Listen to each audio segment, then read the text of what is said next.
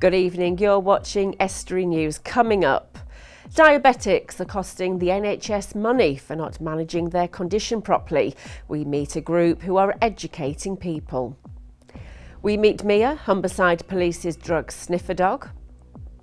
We take a look at a service that helps people with problems on Grimsby's East Marsh. We ask you about financial pressures you face to keep a roof over your head. And we meet one man who has found a career after being homeless for more than a year.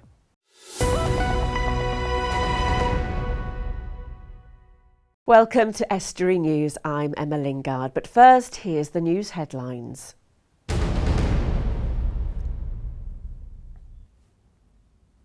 Hello there. 360 pigs have been killed after a fire tore through a barn in Beeford near Driffield. The blaze believed to have started sometime between 8 p.m. on Sunday and around 1 a.m. on Monday. It's thought to have cost upwards of £340,000 worth of damage. Educating the pet owners of the future is the way to tackle Hull's animal cruelty problems. That's according to the manager of one of the city's RSPCA centres. Alison Ripley was talking at a family open day to teach adults and children alike how to train and deal with their pets. As the branch, we decided that education was something we wanted to focus on. We do fantastic work with rehabilitation of the animals that the inspectors bring in, and we wanted to enhance on that by involving the local community in this area. As Hull has got one of the highest cruelty rates, we need to get that reduced, and children are very responsive to our methods.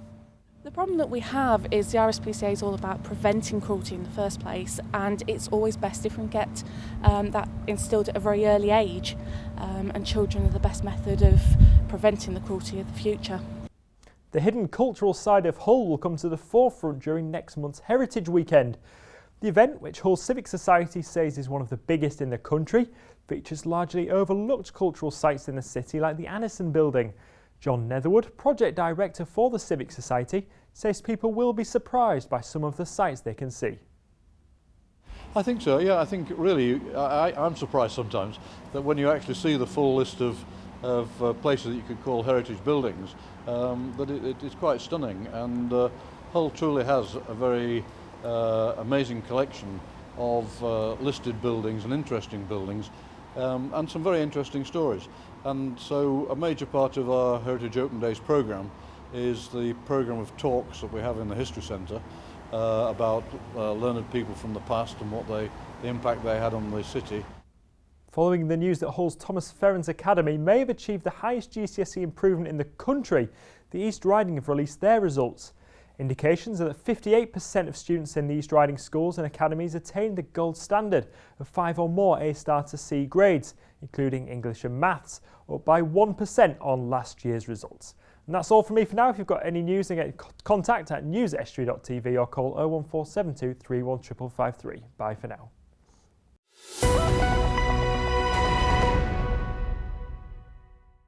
As obesity rates rise and the amount of physical activities people do drops, the number of people with diabetes is rising. Type 2 diabetes is caused by an unhealthy lifestyle and can lead to devastating consequences, including blindness and amputation. The charity Diabetes UK this week claimed that £10 billion of NHS money was being used to treat health issues associated with people not properly managing their condition, and called for an increase in groups aimed at educating people about the disease. Well, one such group already exists in Grimsby, and we went along to find out more. Diabetes is a condition affecting increasing numbers of people. Some have the incurable type 1 diabetes, but lifestyle habits are leading to an increase in type 2 cases, which is manageable. Groups like the Diabetes Support Group in North East Lincolnshire aim to help people manage their condition. I've been in this role since January, and my role is about upskilling really GPs, practice nurses, community nurses. But we did a diabetes review, and a lot of the patients that were asked about the diabetes care actually wanted some support group. So that's why Dave has sorted out the diabetes support group for North East Lincolnshire. And it basically runs every third Monday in the month.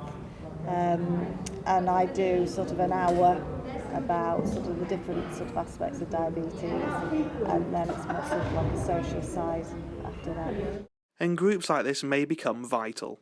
The number of cases of diabetes has increased 59.8% in the last decade, with only 6 in 10 people receiving the proper care checks as recommended by the National Institute for Clinical Excellence, including things like blood glucose and kidney tests. It's estimated that diabetes costs the NHS £10 billion a year, with the vast majority of complications being avoidable. That's why groups like this will become increasingly prevalent. And we've just done a session, obviously, on the complications of diabetes, and that actually is what costs the most for the NHS, not actually the medications to treat the diabetes.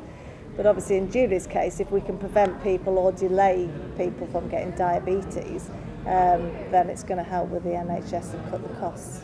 So they think there's 1 in 3 people who have diabetes and don't even know about it. So we're carrying out risk assessments, and people who are high risk of developing diabetes, we're recommending they go to their GP.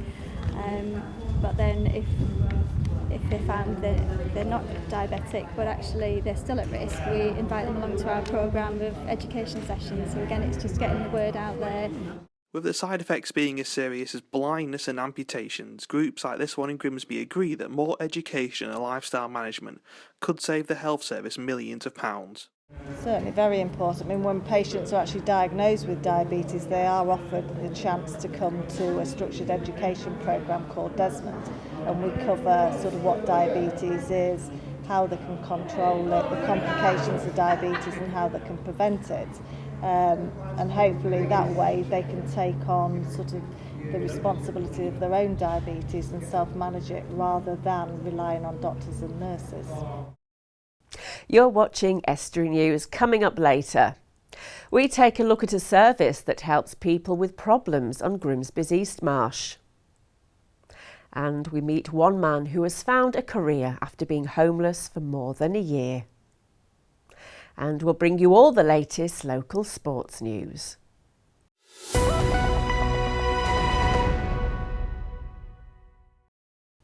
Over the summer, Humberside Police have been helping young people stay safe by engaging them in activities. One activity involved the drug sniffer dogs, who were used to help educate young people about the dangers of drugs. Dan Kemp went along to meet Mia and Bobby. PD Mia reporting for duty with her handler PC Bentley. They've been working together for a year since Mia passed through South Yorkshire Police's dog training complex. The two work together to sniff out drugs, and here's how our training works. We set up a scenario where we have people in a room and we'll hide a synthetic drug among them people, and we'll bring the dog along. The dog has never met the people before, and then we literally set the dog tasking and get her to search through the crowd or the room or whatever it is to find the drug. When she finds the drug that's been placed, I don't know necessarily who's got it or where it's been placed. I don't need to because I'm not looking for it. The dog will search for it, find it. When she finds the source, she'll freeze, and then the reward then generally would be she would get a ball. In a training exercise, that's how we would do it. In a live environment, we don't necessarily reward them each time, because it could be that the drugs are not on the people anymore, that they've taken them, but the residue smell's still on them. Just like her handler, Mia works day and night shifts and can be challenged in many different ways during her time on the beat. We do pubs, clubs, nightclubs, shipping terminals, the ferry terminals, do airports. She's capable of working anywhere where there's crowds of people. If there's a queue to get in somewhere, that's a classic training area for us. Every live operation she does is a training job as far as she's concerned. She thinks she's going to win and get the ball. She doesn't necessarily. Sometimes we have negative searches deliberately built in just to prove that she is working. And then we'll set a drug into the scenario to test it, and we put different drugs in as well. We have half a dozen different ones that we can use, and the idea with that is it builds up her memory bank, it keeps her sharp, and it keeps her operationally viable. The demonstration comes as part of the Force's Stay Safe Over Summer campaign to encourage young people to engage in positive activities and avoid drugs over the summer break. Mia and a second dog, Bobby the Spaniel, were funded by NHS Hull CCG and visit schools and community events to deter young people from using drugs. Still to come, we find out where the Mayor of Brigg is going next week. And we meet one man who has found a career after being homeless for more than a year.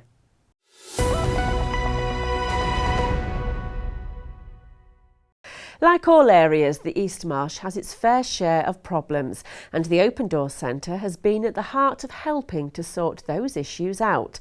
Most are often caused by deprivation or drug and alcohol problems. The charity says the negative press the area constantly receives makes people more determined to change their lives, as we went to find out. It's a charity at the heart of the community. The Open Door Centre has been at the heart of Grimsby's East Marsh for the last 8 years, but what exactly does it do? We're a health and social care, which is a nurse-led service for those that work and live within the East Marsh. We're here to set up to work with the most vulnerable people. So we have different people from different ways of life, different countries, and those that are just going through hardship during the year, just like anybody else. Sometimes they need that extra support, so we've got able to offer that here. The East Marsh is known as a deprived area, being named as the worst place to live in the country. The Open Door Centre realised this and aimed to help the residents of the area. East Marsh is one of the worst places to live within the UK. That's for deprivation, teenage pregnancy, unemployment and housing. So we've set up in this area to try and give people that worth of living in the East Marsh and give them options and education, training to try and bring their aspirations higher and to make the neighbourhood a better place. Some of the important work the centre does involves other charities, the health service and the local authorities. The centre helps people who are particularly deprived or have alcohol and drug problems, and Robert says that this multi-agency approach benefits everyone in the long run. There's lots of organisations out there that we work along with. There's 22 different organisations that work outside this building, so it's a good multi-agency working to try and make people understand that when they come into the building they can access a wide range of services. That way it's a lot quicker, the process is a lot quicker to get through the systems, and hopefully when those people have got the drive to do something, everything's all under one roof and we're not missing any of these people and they're not falling through the gaps. Running the centre, Rob sees all manner of people from the East Marsh and is at the centre of the local community. He's aware of the problems the area has and its negative press. The centre believes that helping people is the key to changing this image and that the people of the East Marsh are willing to take the offer of help. I've worked in this area for 10 years now and it's one of the most diverse areas that I've worked in. People have a great sense of community in this area and I've seen over the last 10 years that this area get a lot better, the housing standards getting better, education needs, jobs. It's really coming sort of through the other way now and I think the reputation is a lot worse than actually it has been over the years. And we're seeing it on a day-to-day basis. People are changing their lives and making their lives a lot better, whether it's the youngsters going away to university or staying doing apprenticeships and placements, volunteering. There is a real drive in this area for people to try and do better within their lifestyle. Will a rise in interest rates be an added pressure when it comes to people being able to pay their mortgage and keep a roof over their heads? That's the question we've been asking people in Grimsby's town centre following the announcement that they are expected to rise in February 2016. I don't think Grimsby needs to be any more difficult than what it already is, like financially. So I don't agree with that. That's worrying me because I've got my own house and I'm still paying for that. And if it goes up too much, what to do next, I don't know. It's going to be really difficult because everybody, not just us, we're still paying a mortgage. And we thought we'd be mortgage free by now anyway, and we're not, so we're just working to pay our mortgage off. But everybody else is going to be in the same situation, and food's gone up, everything's gone up. You know, it's just squeezing everybody tighter and tighter and tighter. Interest rates have got to go up eventually, so it'll happen. It'll be all right for the savers though, won't it? You've got to pay it, so yeah. There's only the same amount of money, so you have to cut somewhere else. Yeah, I don't think it's a bad thing. I think that, they've had it quite reasonable prices for 5-6 years now, so I think just a little bit increase. They get used to being at a lower rate, and maybe they overstretch a bit, don't they? Well, for me, I wouldn't be able to get a mortgage to save my life, so for me that's a big downside. It's one thing I've always wanted, a mortgage, and like I say, the interest rates, the deposits for it, and that's just not happening. When we started buying houses in the 80s, obviously you got very high rates, so at the moment it doesn't matter really if they go up too much because they're never going to hit what they were in the 80s. Hopefully. But hopefully, I don't need to. But again, it's only going to affect the small people. The big people have got the money to pay the mortgages regardless. I think if it goes up, if it shoots suddenly up to 2% or whatever, it's going to be a bit of a shock, and it's going to be quite a struggle because there's quite a difference obviously in the rates. So I think it might be quite a struggle for some people. Now it's time for the Mayor's Going Where, and this week we find out where the Mayor of Brigg is going.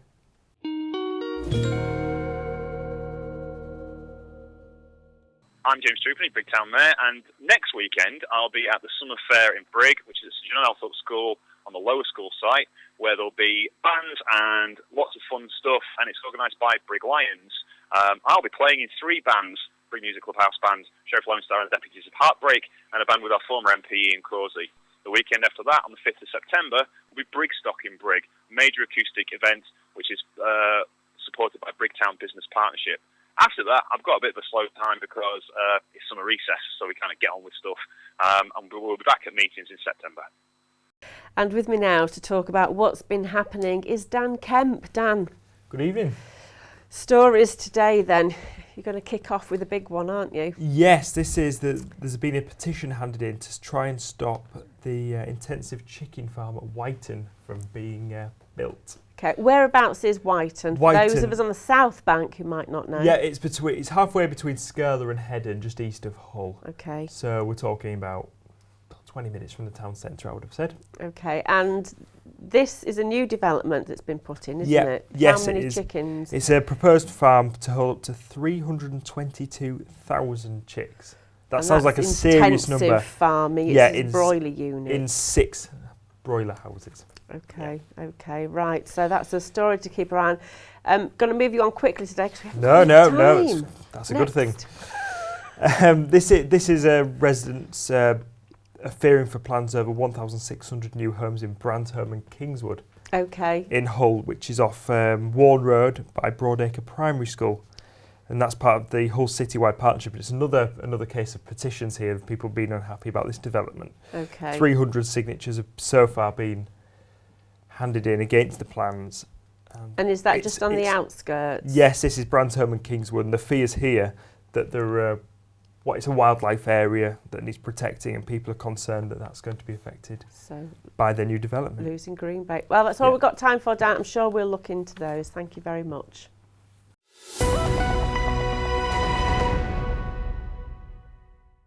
There are many different reasons people can become homeless, and many different charities that are helping people get their lives back on track.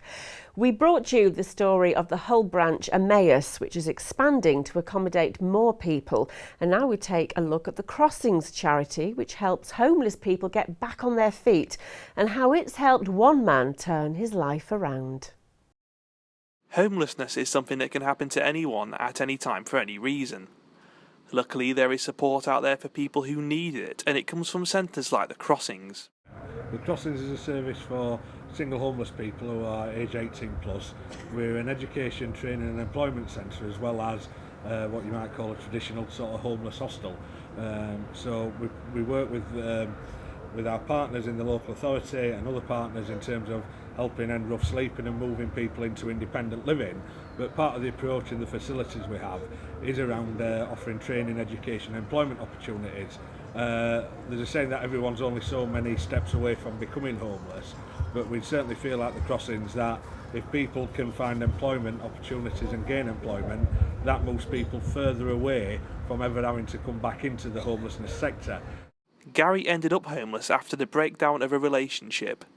After some hard times, including sleeping in a park, he found help at the Crossings.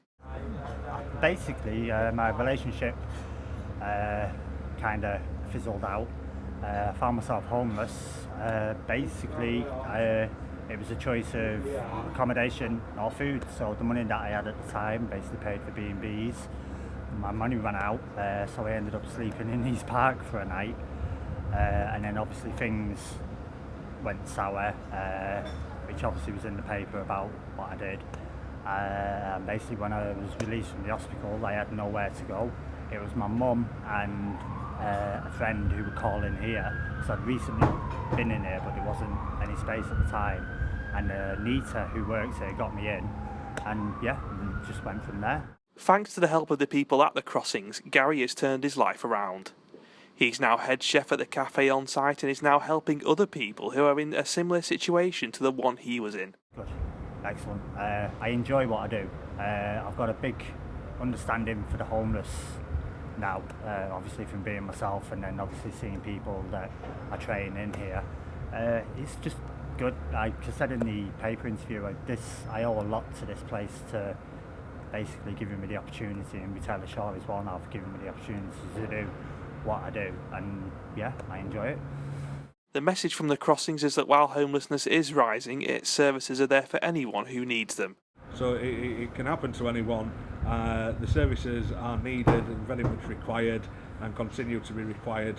Homelessness, I think Hull does its best to do its best with homelessness, but if you think nationally about homelessness, it's on the rise nationally, and Hull is the same. Now it's time for the sports news.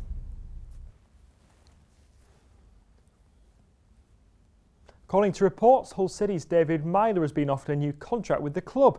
The midfielder was reportedly offered a new deal in the summer.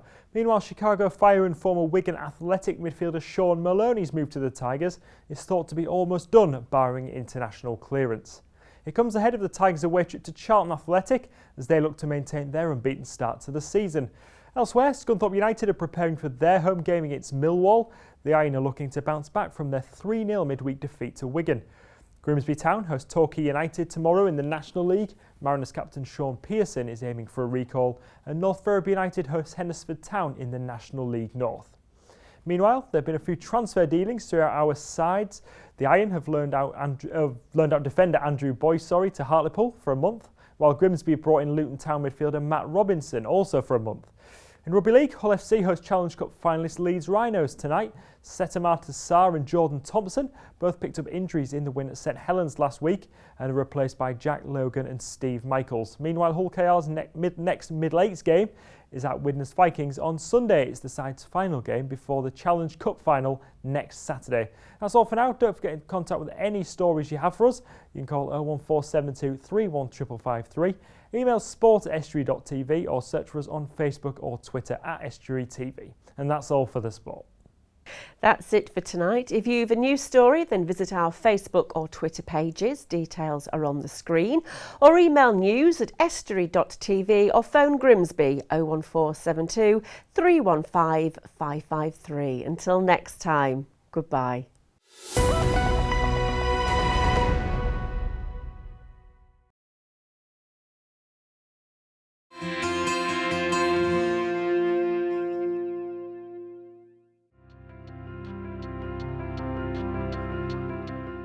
Hello and welcome to Estuary TV's weather.